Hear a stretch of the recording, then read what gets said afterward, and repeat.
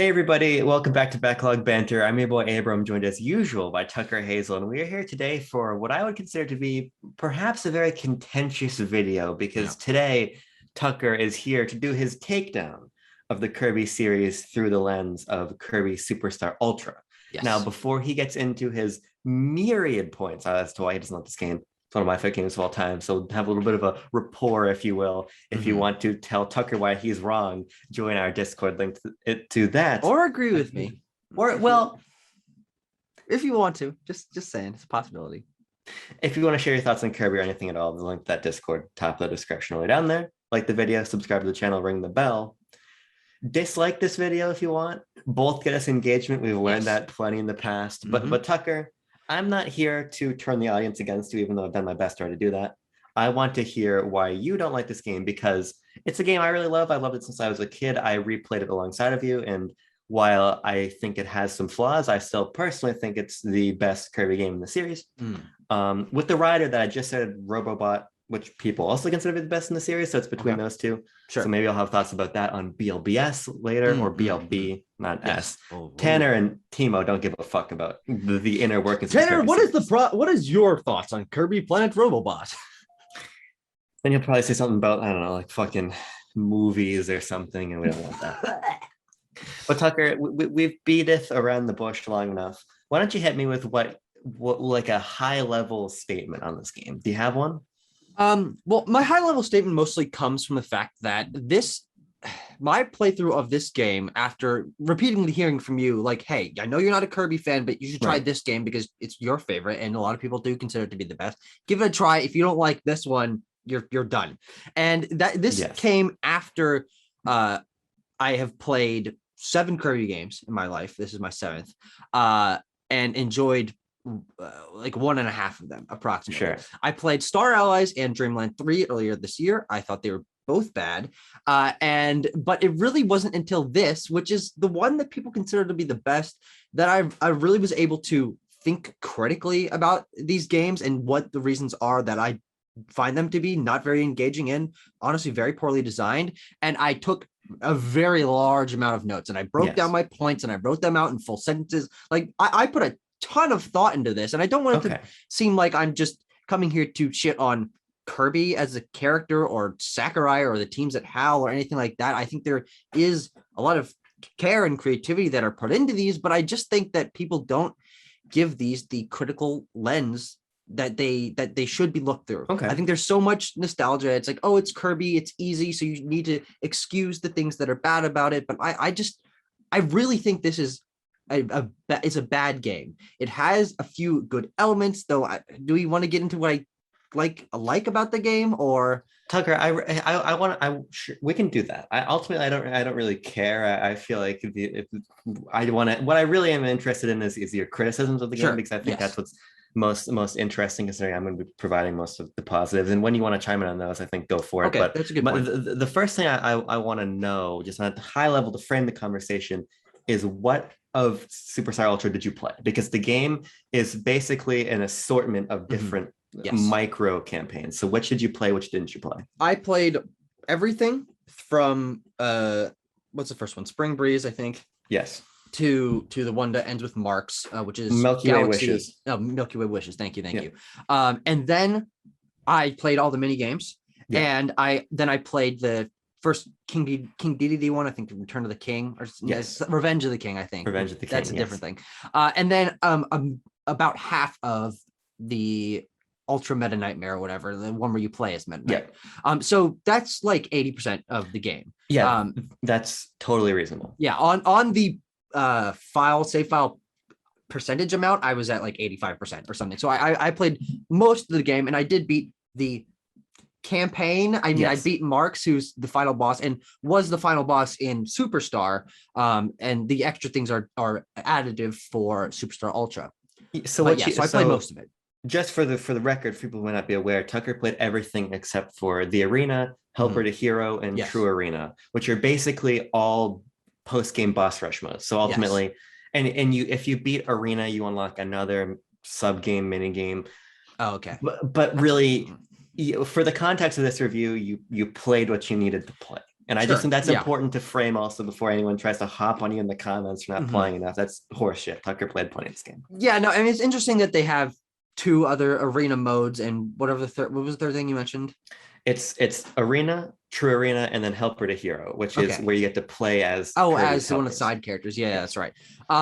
But yeah, so I don't feel any draw to go back to those, to Right. be And honest. that's fun. But I do feel like I gave this game a fair shake, even after I finished it. And you mentioned Yes. that you were playing it. I decided to go in and play Revenge of the King and the Ultra Meta Nightmare or whatever it's called. So I feel like I gave a fair shake in terms of playtime and completion. No, I definitely agree. I think you clearly did. So having done that, where do you want to begin? Because I want you to tell me where we're starting. I think you should really what I need to begin with is this game's framing, which I have a very big issue with. And I know Kirby games aren't known for their stories. They're not known for their epic set piece moments. They're not known for any sense of real cohesion overhaul. But I think that this game really takes a knock in terms of engagement and cohesion when it frames itself around separate campaigns that are essentially just a world from a Kirby game put onto a corkboard with a little pin on it. And it just, in my opinion, it kind of feels lazy. Like, why not just frame these into a larger narrative? Why not connect them? Why not make there be a world map? These stories barely connect. I think there's one element that returns. You defeat one of the bird bosses and comes back to help you as you're escaping the halberd on one of the later campaigns. But I don't understand what the draw is or how it's better for this to feel so disjointed, because it's not like these are wildly different campaigns with wildly different structures or anything. For the most part, they're just Kirby levels. A few of them have some twists, but I really think that it feels disjointed having it be put into just essentially the laziest level select possible. So I see where you're coming from the standpoint of immersion, but from my perspective, I think the reason this game works so well is because it provides you with a lot of variety. I think Kirby succeeds because of its variety and the fact Yeah. that you have what is a progression in terms of Spring Breeze is very simple and it never gets overly complex, but you definitely expand a lot mechanically in terms of, I don't want to say challenge because the game is very easy overall, but in terms of complexity of design and ideas, there's that expansion there.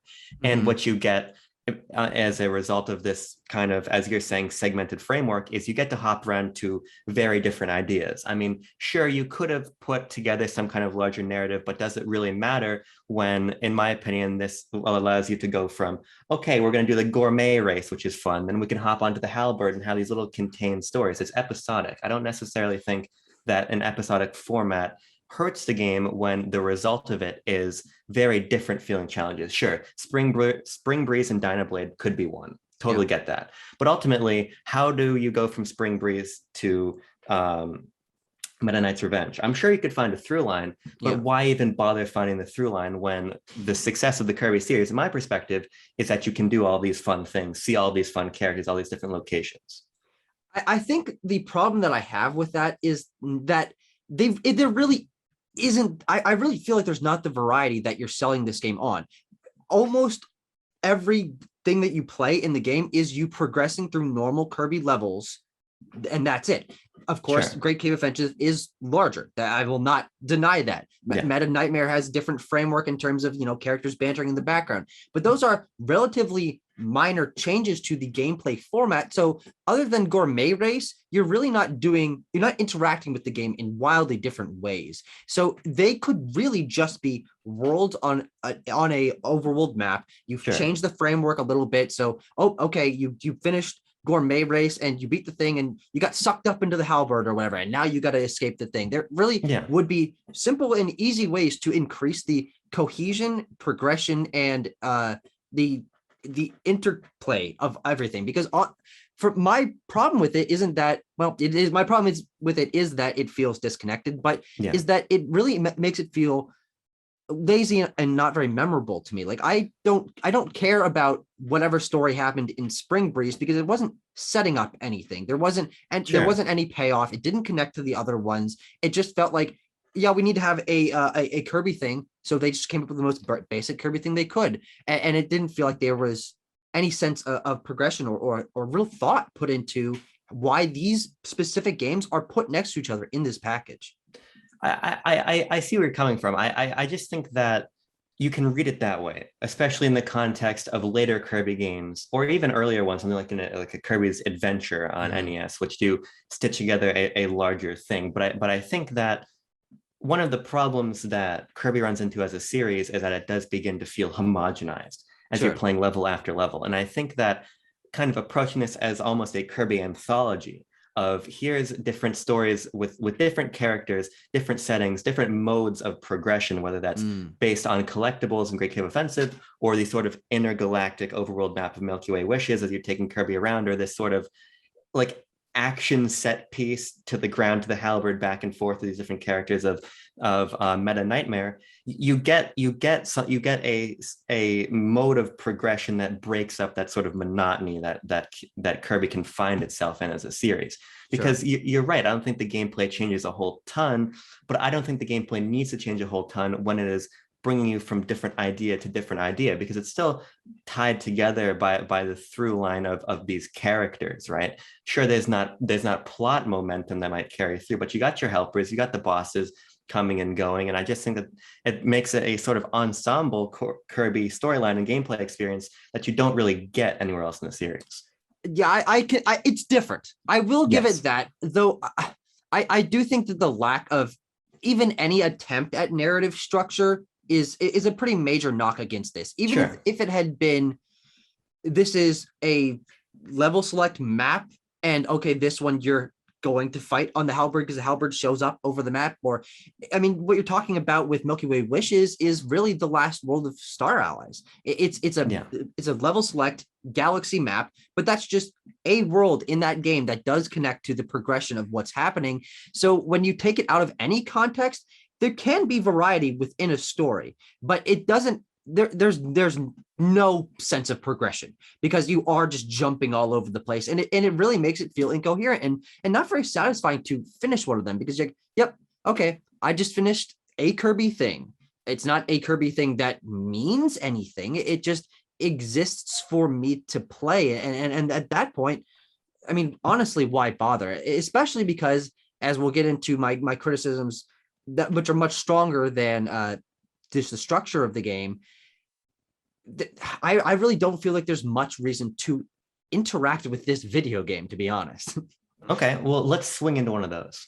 My biggest criticism with this game, and I think it's my biggest criticism with the Kirby series on the whole, is that the level layouts are really terrible. There is no sense of staying away from level design, like element themes and stuff like that. Sure. There is very little when you break down each element of a level, why a block is placed there, why is an enemy there, why is there a jump here. There's very little design, flow, or progression in any of these levels. You start on a flat plane or whatever, and then there's, a couple blocks, an enemy, whatever. Okay, that's fine. We're getting introduced, but you're doing those exact same kind of things even near the end of the game. And it's like, okay, well, if I can jump as many times as I want, why is there a gap here? Why are these enemies placed here if there's really no challenge in beating them? And my problem isn't that the games are easy, because I do think that my favorite Kirby game, Epic Yarn,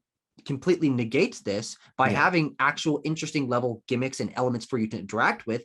But when you look at what makes the best 2D platforms interesting to engage with, you're remembering specific areas of a level that, okay, this is fun to interact with because it's fun to control the character bouncing off of this or running into this or taking down an enemy in this way or hitting a switch that activates this. And there's very little of that in these games. It's either outside, okay, so you can jump as many times as you want, so why bother?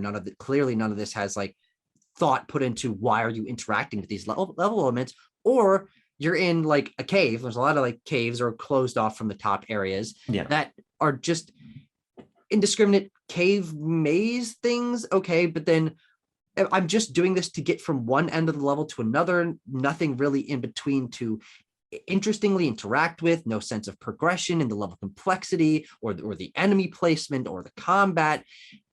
And I really feel like there's just a lack of design intention here. And I think that's a really big critique you can have when you can clearly compare this to many other series that have they have so much going for them. And I really think this just lacks in all of those categories.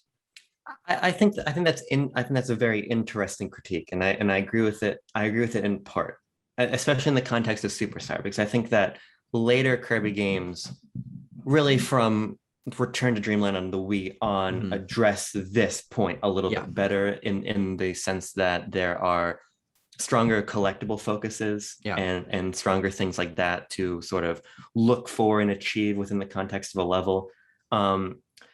But I think what a game like Superstar offers is a platform experience that isn't driven by the level design, but instead by your intention as a player. Because I love Donkey Kong Country. The Donkey Kong Country games are my favorite platformers, period. And what's great about those is that they are very intentionally crafted levels with themes and motifs, and rare or retro, when you get into the newer games, know exactly where you're going to be as Donkey Kong and how you're going to move through the level. Ultimately, HAL doesn't put that on the player. And that's for a couple of reasons. The biggest reason is because Kirby isn't intentionally designed as an entry point into the 2D platformer genre for kids.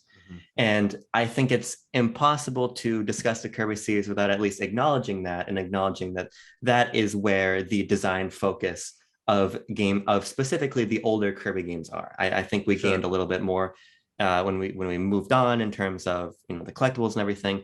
But for a player like myself, when I return to Superstar for me becomes a very freeing experience when I am just cruising through a level, and it becomes for me about then what is my optimization through one of these levels. Because when I'm playing Superstars as a child, and I've been thinking about this for a retro piece I'm writing, that was a game that was a lot more challenging to me.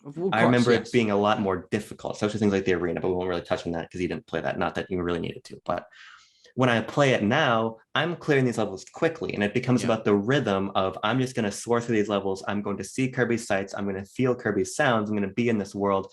I'm going to figure out how can I use these copy abilities to get across the level? How quickly can I do it? How can I float and drop and get through these gaps and maneuver and just clear the level? Ultimately, it's a lot more like showing up to a playground, which is an established location, but if you want to get on the seesaw, you can. If you want to get on the swing set, you can, or you can just run around. And I think that is just a very different design philosophy for the 2D platformer than we see out of pretty much anything else, which is part of why I think Kirby feels fresh. And when you contextualize it within this framework we're talking about of this more anthology-based episodic Kirby format, you don't really feel the monotony of that because you're always finding a new route through a new challenge. I honestly can't agree with that, because there is no new route.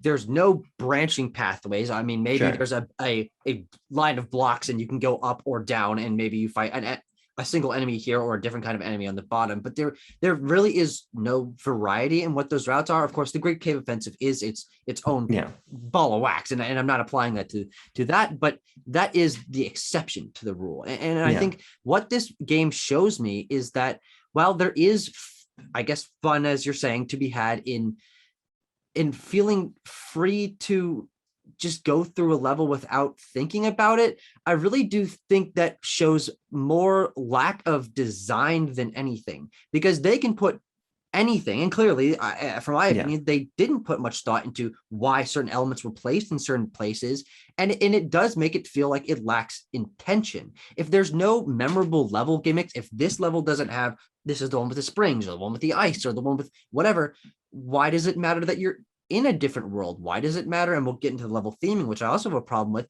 Why does it matter that you are making your way through a game and getting progressively more challenged, but you're not, because they don't introduce those level gimmicks? And I also have an issue with other elements that I think do take away from that freedom and momentum that you're talking about, because I really do think that Kirby is just not a very good character to control. He's obviously slow in the air. That's fine. That kind of makes sense. He's very slow in the water and really slippery to control in the water, which, oh, okay, that's fine. He's in the water, but I mean, why couldn't it be a little bit tighter? But then he's just slightly too slow on the ground when you're dashing and you're like, well, I wish he'd go slightly faster than this. I have nothing to do. I killed all the enemies. There's nothing to do for this entire room. And I'm dashing and I'm just like, man, I really wish I could go faster. And he doesn't have any sense of momentum. When you jump, there's no real, like, satisfying arc to his movement. And especially because you can continually jump, there's no reason to care about that momentum or the fluidity of his movement or the combat, because there's nothing to place that movement in. There's no design to the levels that are built around that momentum. And when you're running into just walls of things or random enemies that don't feel like they're designed to be placed for you to engage with as a player, why bother? Well, because Kirby is a very under-designed franchise, and I don't mean that in the means of criticism as you do. When I'm talking about the freedom to approach a level how you want, it's the freedom to take a copy ability that has its own movement options. You will move differently with different copy abilities if you're using the dashes on the ground or in the air or whatever, and approaching whether or not you want to jump across the level, whether or not you want to go across the ground or not. Again, with a series like Kirby, you have to put it in the context of this is a game that is not meant to challenge you in that same way. It is about the fun of playing as Kirby. And at a certain point, if you can't buy into the fun of playing as Kirby, you're not going to have fun being him. But if you can find the satisfaction in the copy abilities and find the satisfaction in a platformer that is not designed around the levels, but around the character, then you can have fun. But if you can't do that, ultimately it's just not the series with an appeal for you. I think that this sort of unconventional approach to why you're moving through a level is interesting in the context of all these other platformers that are more grounded within the context of a level. And whether or not you view that as poor design or different design is ultimately, in my opinion, a matter of perspective.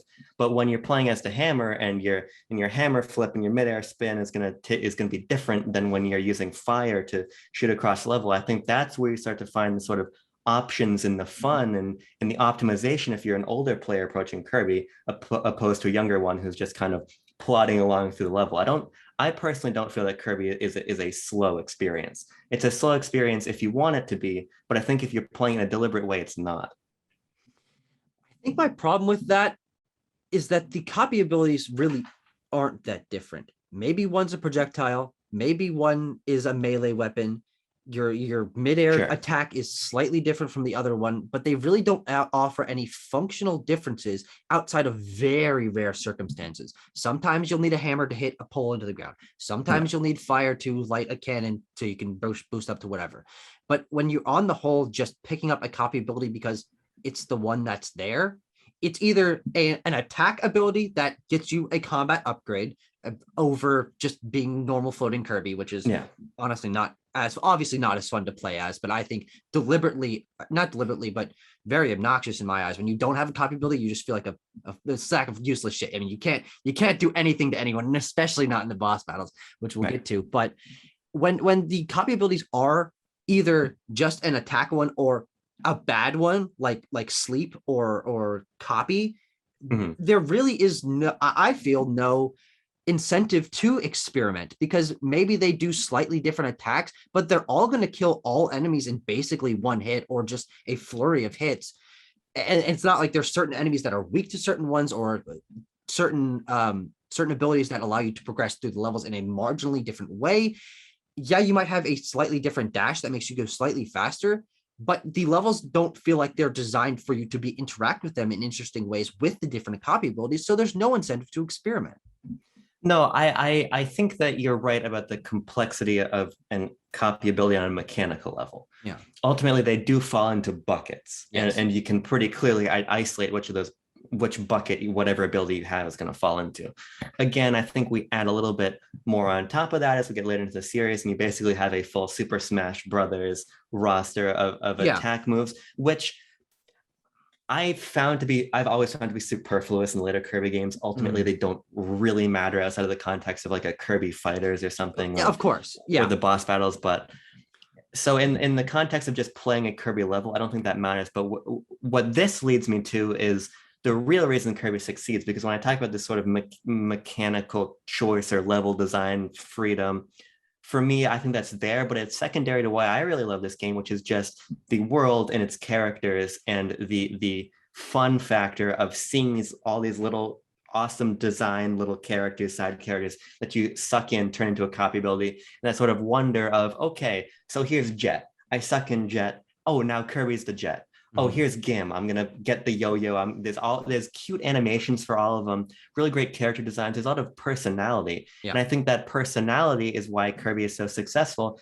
And again, I think that personality counts for more when you're taken out of the framework of this personality needs to carry me for an 8 to 10 hour Kirby campaign. It needs to carry me through the context of Spring Breeze. And then I'm going to be over in Meta Nightmare. And then all of a sudden I'm using different copy abilities. And then I'm on a wheelie. And then I'm fighting a boss.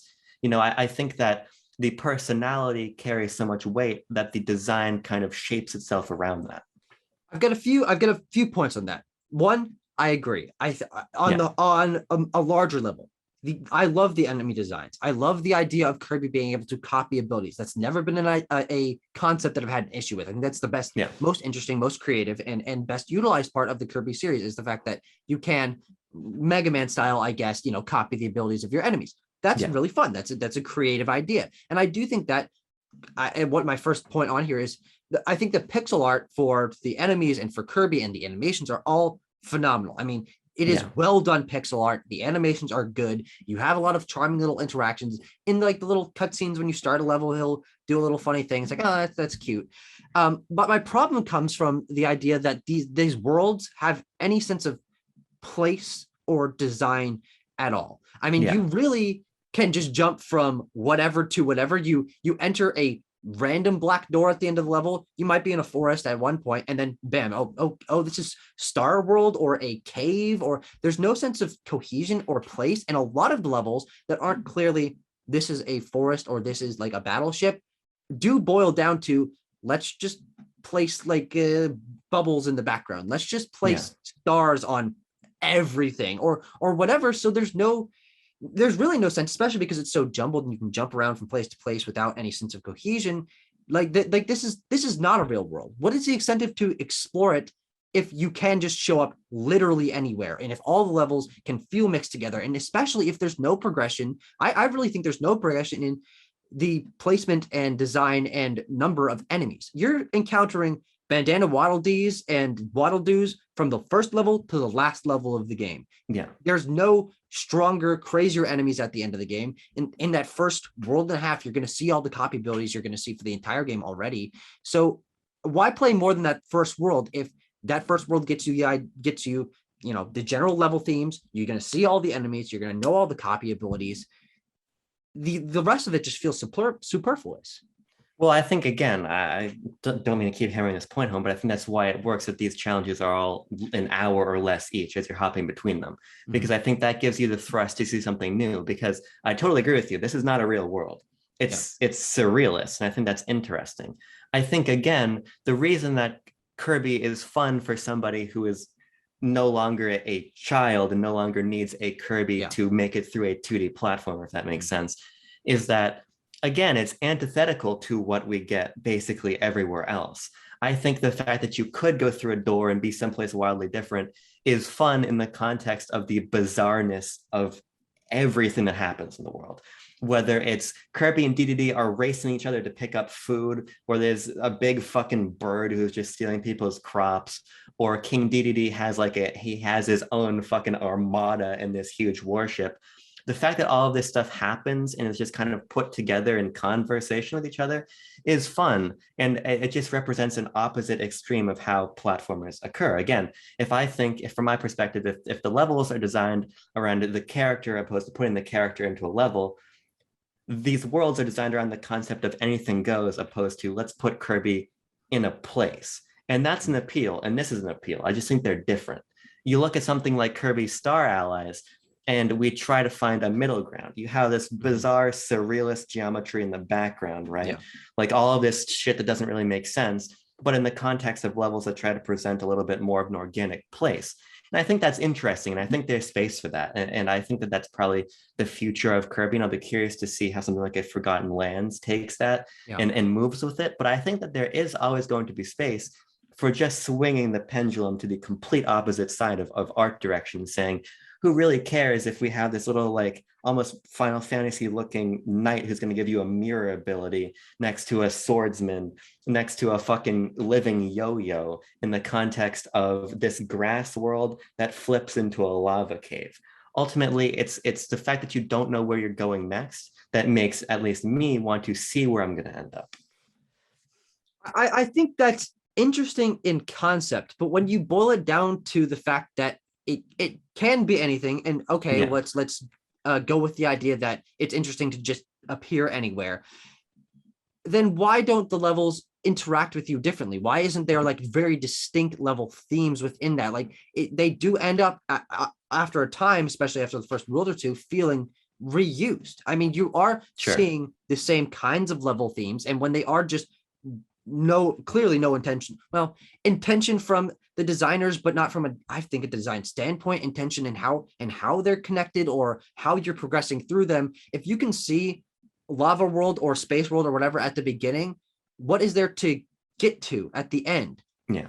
Ice, more grass, a forest. Okay, you've already seen that. It does feel like they're just recycling ideas, and especially this becomes a problem when you realize, yes, this is an earlier Kirby game, a remake of an earlier Kirby game. It fits in a really weird place in the series in terms of people do think this is one of the best, and clearly was very influential. But man, oh man, does so much of this game feel real recycled. Spring Breeze is a remake of Kirby's Adventure, and they use that same gimmick like 5 times throughout the series. Of course, you've got Nightmare in Dreamland, which is a remake of Dreamland, and then you've got this level, which is a remake of an earlier game, and I think they used the same gimmick in Star Allies at some point, and it just feels like they're just sort of remixing things because it's cheap and easy and doesn't require a lot of thought, and people are going to eat it up regardless because they like playing as the pink puffball. And I really think at that point, it just feels pretty lazy. And I think that point is especially obvious when you think about the bosses in this game, which I think are very hit or miss. You're either fighting the same boss you've seen 30 times before, constantly reutilized. You've seen them in all the other Kirby games. You're either fighting a boss where you can sit on the ground and spam B over and over again and they'll die, and you have enough health to just tank their hits. Or you're fighting a boss where you have to jump and press B over and over again until they die. Or in the rare circumstance that you're fighting Marks or DDD or Meta Knight or whatever, there's actually some challenge and some design to their boss patterns. But when 75% of the bosses are reutilized, have no challenge, and are repetitive on the whole, I really don't think there's a lot of incentive to want to engage with the game on any exciting mechanical way. So you said a lot that I want to respond to and agree with in part, but disagree in part with also. I think that another core facet of why this game works for me is because it is a celebration of Kirby. It does have these remade elements. It does have these nods across the entire game to its series, but then also just to Nintendo in general. I mean, with the Great Cave Offensive treasures you find or things like that. It is a celebratory game. It is a fun game to be in if you understand the references and if you care about them, which is very subjective, but ultimately it adds a lot if you do, right? I agree with you that on the whole, the Kirby series then fell into the superstar trap too often moving forward. Sure, that's a good point. And that is why, on top of, Forgotten Land moving to 3D being exciting, it looks like it really is dropping a lot of the what Pokemon does with the Gen 1 starters is what HAL Labs is doing with a lot of Kirby for a long time. Yes. And we're pivoting away from that. The bosses, the enemies, the level designs, level themes, everything. Yes. But I think in the context of Superstar and Superstar Ultra being a remake, which is why I don't really think it's as valid to critique it on feeling stale in 2008 when it was a remake of the game. They weren't trying to position this as the next step for the Kirby series. I think that celebratory angle works. I think my problem with that is, and just to respond very quickly, is that I feel like there's very little reason to want to play this game when you can see the content, the level themes, the characters, the bosses in later Kirby content utilized in games that have more intention into their level design, more unique level themes, better gimmicks in terms of the combat or whatever is enhancing that game in specific. Why go back and play this one if you can see that same content in better ways done better in the future? This really just feels obsolete because of how much they have reutilized their own content. This one just has no identity of its own to stand on. Well, I think its identity is that it's a big box of Kirby, and you can pull out various things, and you can hop in and just play Meta Nightmare and have a phenomenal time. Meta Nightmare is one of my favorite things Nintendo's ever made. I think it is so bizarre and so fun. The Kirby goes harder than it needs to at a lot of weird points. So when you're playing Meta Nightmare and the music is fucking going nuts, and DDD's crewmates are freaking out and crying and trying to figure out how to stop Kirby, and you're blowing up the halberd and being thrown back down to Dreamland, and fucking Dynablade is shooting you back up to the ship, and it's dynamic, and then you're shown down in Meta Knight and you're escaping on Wheelie, and the fucking credits are falling, and it's like Top Gun, and you're riding out into the sunset. That's really fun. And I think the fun of this game is being able to hop back in and have 45 minutes of that and come in and out of it and be episodic and be its own entity instead of being an overarching adventure. It just comes down to a difference of intention. I think calling the game unintentioned is incorrect, because I think that there is a lot that works under the hood here to speak to Kirby fans and to present you with an atypical platformer experience that does not stand in competition with a Mario World or a Donkey Kong Country, but stands next to it as a contrasting experience, as something else that offers a new platforming appeal. But to your point about the bosses, I agree and disagree. I think the bosses in the context of an individual level are a lot weaker than the bosses in the context of the arena. And the bosses, I think, are the biggest effect of this game being designed for children, because the bosses are established in a framework in the main game where they're not really going to challenge you. The mini bosses, take them or leave them, they've been repeated before, they've been repeated since. They're basically just staple enemies. You can defeat them in like 3 hits. When you're talking about the actual tailored bosses, I think that when you're just playing through Dynablade and you get to Dynablade and you beat the shit out of Dynablade in a minute, it's whatever. But when you're playing in the arena, this is the one place where I think the arena does stand up, is that when you're playing Dynablade and then DDD and then Wispy Woods, and then you're going to Meta Knight, and then you're back to, you know, what have you, Man Cannon 2 into the core reactor, whatever. You realize that there was a lot of intention put into these bosses. They have attack patterns to follow. They have things that you can exploit. They have ways to fight them as regular Kirby, ways to fight them as Copyability as Kirby. They've got hitboxes that prevent you from just spamming the shit out of an attack. Sure, you can do that in the main game, recapture your ability, take them out. But when you've got that limited health, when you have to defeat them in this sequence, you come to realize that there was a lot of thought put into these bosses being flexible and designed in a way that, sure, you can brute force them, but when you're asked to not do that, you have to really learn them. And I think it kind of speaks to the way that I think Kirby is a dynamic series that skews young, but allows for an older player to supplement, you know, your Cyber Shadows and your Donkey Kong Country Tropical Freezes with something different. And that's just fun and full of variety and heart, and not necessarily the same design tenets that make these other games work. Sure. I didn't play the arena. I can't respond to that. The one thing I would say is that honestly sounds like it might be the best part of the game, because the best, you know, section of the campaigns or whatever, because I think those few boss battles that do stand out are the best designed aspects of the game, almost bar none. I mean, there is things to engage with. There are memorable locations, there's memorable characters, which, as I said, on the whole, the rest of the game is very lacking in. So my problem with those isn't that they in themselves are in any way bad. They're fun to fight 2D platforming bosses, but they're the very rare exception to the whole. So it just feels out of place when you get to it. You're like, oh wait, okay, this is actually fun. I actually have to try. I actually have to learn their patterns and use my ability in an interesting way. Why isn't this applied to the rest of the game? Why can't this quality and care and thought be applied to the levels that I'm interacting with? And this is just such a small sliver of the overall experience that it just feels jarring to be actually put into something that feels like the player needs to care, needs to try, needs to think, and feels designed where you can tell that the designers were actually thinking about it. Sure. I think we've kind of traveled in a circle on that point as best as we can. Where do you want to take me next? Honestly, I'm sort of running out of things. I think I've Okay. pretty much touched on every element of the game, unless there's any you think that I've sort of missed out on. I don't really think so. I would just say that I think the soundtrack is great. I've always Yeah, loved the Kirby soundtrack's music. good. I think the soundtrack's great. I've also, I think, exhausted my counterpoints, unless you want to take me somewhere else, and then I'll have to find a new counterpoint. I'll have to pull up my DDD amiibo to give me the strength to refute any other points you might have. No, I'm just looking through my notes here. Yeah.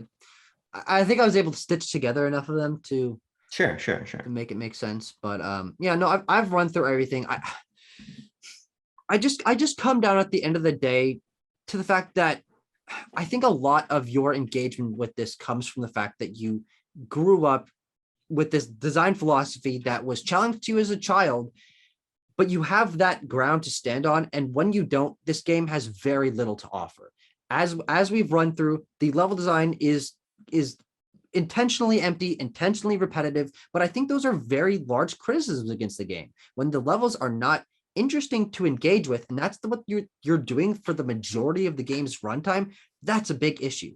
When a lot of it feels reused, when it feels jumbled up, when it feels disconnected, when the structure of the game does end up feeling lazy in comparison to its competitors, this game just loses anything to stand on its own. And the elements that you mention and the ways that you've sort of twisted my comments, not in a bad way, but to fit the narrative of Kirby just being sort of a entirely alternate version of a platformer. I think that pendulum swings into why other platformers aren't designed this way, because that is not engaging. It's not doesn't feel intentionally designed. It does feel lazy in places. It does feel empty. It does feel like it's lacking flow and purpose. And especially within those levels, why are you exploring them at all?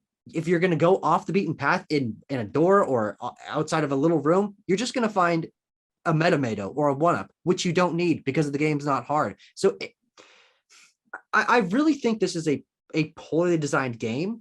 I think it is bad from most angles, but there is the pleasure to be found there if you have that ground to stand on, if you have the experience that you grew up with. But outside of that, I really feel like this game has nothing to offer. I'm trying to make a point, so I'm going to filibuster for a moment as I try to gather the information I need. It appears that he's did a little research. Yes, I'm. It'll make sense in a second. But the first thing is, I don't think it's fair to say that my perspective is a bit rooted in nostalgia, considering I did replay the entire game for the context of this discussion, and have also recently replayed Star Wars: The Force Unleashed, which was one of my favorite games as a kid, which I don't think in large part holds up nearly as well as it used to. And even something that's in my top 5 games of all time, Super Mario Galaxy, I've returned to recently and found it to be fairly stiff in comparison to what came later. I don't really think it's fair to just say that I'm talking from the perspective of just, I played this in the past, so I'm giving it more than it deserves, because I do think, holy crow, this is going to take me longer than I thought. Hold on, change order. Date last played. Here we go. Oh, Kirby Superstar Ultra. He's got some statistics here. He's got lay epic facts and logic. Yes. So.